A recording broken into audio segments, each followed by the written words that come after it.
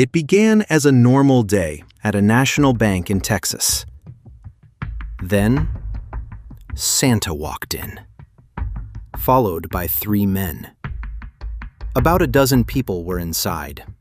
The mood stayed light until everyone realized this was a robbery.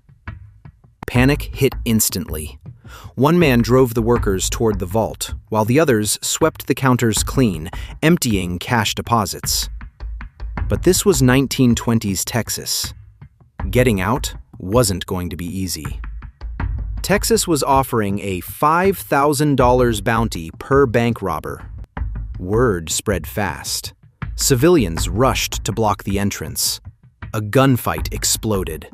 The robbers ducked behind counters and walls, trapped inside the bank, suddenly realizing they had no way out. In that moment, one thought hit them. How do we get out when the whole town is outside? One day before, they moved at first light. A stolen Buick aimed for Cisco. The trunk was loaded with guns and ammunition, as much as they could gather without drawing eyes or leaving a trail. In the back seat sat Hill and Helms, 2 of Ratliff's prison contacts. In the front seat was Lewis Davis, Helms's friend, brought along at the last minute. He wasn't a criminal, just a young father who was struggling financially. The 4th man was Marshall Santa Ratliff. He'd carried one obsession for years. It started in childhood. All it took was one neighbor's story that stuck. The neighbor told him he'd robbed a bank once and never worked again. Ratliff heard that and locked onto it. He never let the idea go. But he had tried to rob a bank before, which was a disaster. He was caught shortly after and sent away. He served only part of his sentence. Then came a pardon. Most men would quit there. Ratliff didn't.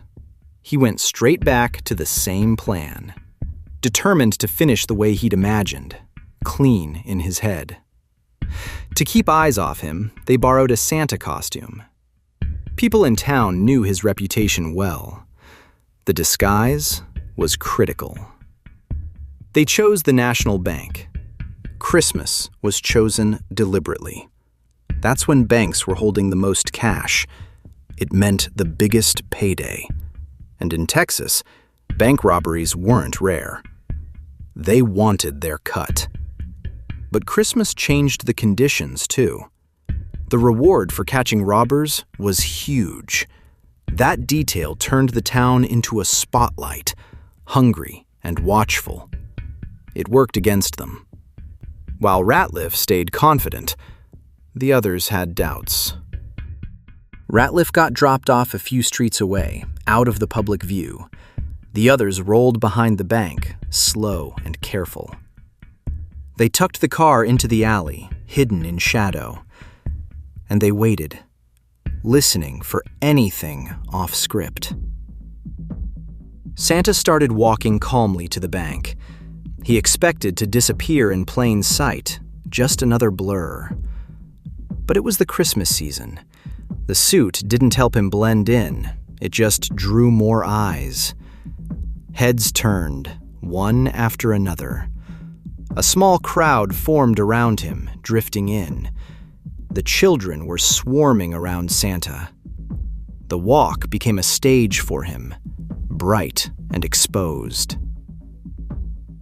Then the group gathered again at the entrance. They entered together, shoulder to shoulder. For a few seconds, it played normal. A bank lobby welcoming Santa Claus. Even the air felt lighter than usual, almost friendly. Then it snapped. Guns came out, fast and sure. The smiles died mid-breath. The holiday scene collapsed in real time, like glass cracking. They filled their bags with cash. The staff did what they were told. They were trembling, doing exactly as they were told. Robbers wanted more, so they moved further in. They hit the vault. And they didn't just take bills. They grabbed the bonds, moving like pros. The estimate is roughly $500,000 in today's money. When they tried to leave, the world had changed. Outside the doors, civilians had barricaded the entrance, rifles up, elbows locked. They weren't shouting anymore. Everyone knew about the bounty. 4 robbers were worth $20,000, a huge payout for the time. And this bank was the worst place to be trapped. It was a crowded hour, and the police station was nearby. Footsteps and sirens began to fill the street. By the time officers reached the doors, gunfire was already ripping through the air. A police chief stepped forward with 2 officers, the one who'd arrested Ratliff the first time years ago. Then it escalated. Fast. More than 200 rounds punched into the building. The robbers fired back from inside, pinned and desperate. Glass shattered, wood splintered, people dropped.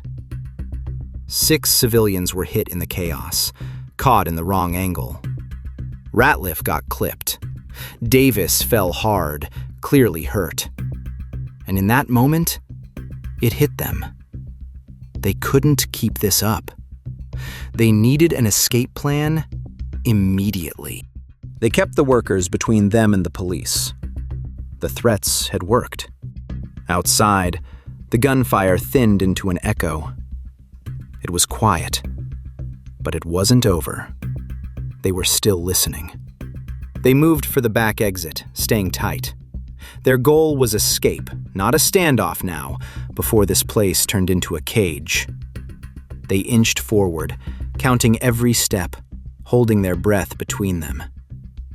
Inside, 14 hostages stayed frozen, listening to shoes scrape the tiles, while 2 children were dragged toward daylight, small hands pulled too hard. Outside, civilians drifted toward the alley mouth, trying to see without being seen. They saw the kids and hesitated. Then the gunfire started again, sudden and chaotic. A shot punched through a tire. The engine fought, then finally started. The car rolled out, slow and heavy from both sides. As it rolled forward, one robber leaned out and fired back down the alley, turning panic into screaming motion. A few people staggered, clutching at the air, ducking too late. For a moment, it looked like they'd made it. Then the cabin filled with a new problem. One tire was failing, and the fuel was almost gone. They weren't safe after all. They ditched the car near the road. They needed a new ride, before civilians flooded the street. They chose the Harris family's car, and that decision changed everything. They made it look like their car had broken down. A harmless breakdown on the roadside, voices calm, eyes frantic. The family stopped to help, and the mood snapped in a second. Guns came up, voices hard.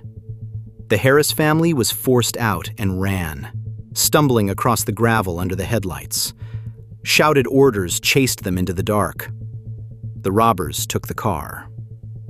So they started loading it like a lifeboat, fast and desperate.